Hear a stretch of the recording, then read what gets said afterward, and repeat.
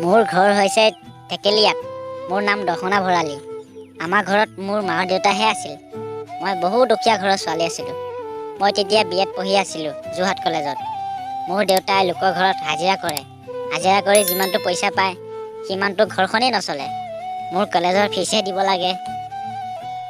মোৰ লগৰ যি নতুন নতুন কাপোৰ, মোবাইল আৰু বাইক আছে, মোৰহে একো নাই। মনটো বৰ বেয়া লাগে। ঘৰৰ পৰাও দিব নোৱাৰে। মই এদিন মোবাইল চাই থাকোঁতে ফেচবুকত এটা ছেক্স ভিডিঅ' দেখিছিলোঁ।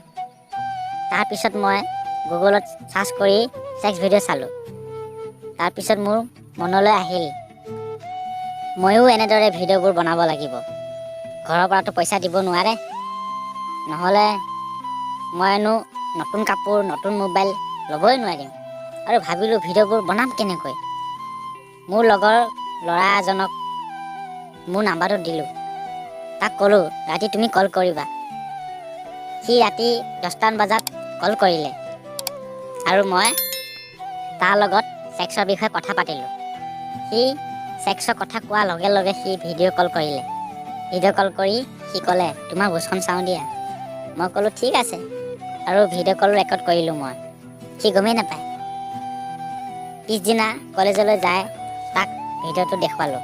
সি ক'লে, তুমি ভিডিঅ'টো ডিলিট কৰা। মই ক'লোঁ 10,000 লাগিব, তেতিয়াহে ডিলিট কৰিম, নহ'লে ভিডিঅ' ভাইৰেল কৰি দিম। এই বুলি কোৱাত সি মোক পিছদিনা 10,000 টকা দিলে। টকা পাই মই ভাবিলোঁ মজা ব্যৱসায়, আৰু ভিডিঅ'টো গুগলত দি দিওঁ। এনে কৰি বহু ল'ৰাৰ পৰা মই পইচা লৈ ভিডিঅ'বোৰ গুগলত দিওঁ। কলেজৰ গোটেইবোৰ ল'ৰাবোৰ লগত মই ছেক্স কৰিছোঁ। তাৰপিছত ল'ৰাবোৰ শেষ হৈ গ'ল। মোৰ চকুত এজন আমাৰ গাঁৱৰ বুঢ়াত পৰিল। বুঢ়াজনৰ দোকান আছিল। মই ভাবিলোঁ এজনৰ লগত কৰিব লাগিব। বুঢ়াজনৰ দোকানলৈ মই এদিন গ'লোঁ। বুঢ়াজনক চাই মিচিকিয়া হাঁহি এটা মাৰি দিলোঁ। বুঢ়াজনে বৰ ভাল পালে। সেইদিনাৰ পৰা মই সদায় দোকানলৈ গৈছিলোঁ। তাক মই মোৰ গাখীৰ কেতিয়াবা আৰু কেতিয়াবা মোৰ ভোজখন দেখুৱাই দিওঁ। সি বৰ ভাল পায়।